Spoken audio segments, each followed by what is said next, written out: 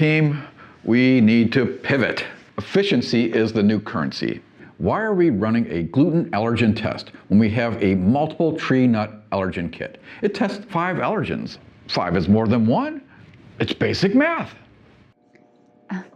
Right, but the customer is specifically asking for gluten testing for their bakery shipment. The multi-tree nut kit is an LFA test for nut allergens. It detects proteins specifically for nuts. Exactly. It's a powerhouse. It catches allergens. Are nut allergens not a big deal? Well, they are a very big deal, but they aren't gluten. Gluten is a different type of allergen, different protein, different test needed for detection. It's like trying to find a cat by using a kit that only detects 5 breeds of dogs. But dogs and cats are both animals, right? Yes. And gluten and nuts are both severe allergens.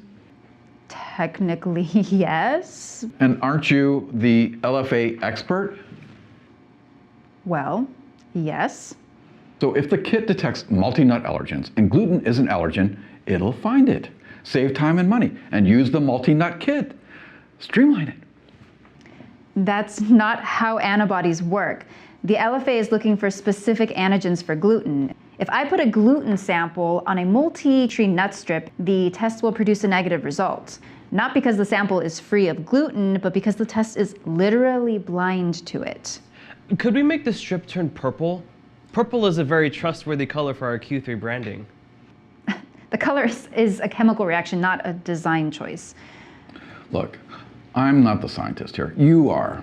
But I am the results guy, and I want the multi-nut allergen LFA test for this gluten request. Can you just recalibrate the kit, turn the nut sensor into gluten sensors? Recalibrate the... You want me to rearrange the protein structure of the antibody so that it recognizes a completely different target by Tuesday? Exactly! I knew you'd get it. And while you're at it, could you make a test for egg and casein? The client doesn't want those in the product either.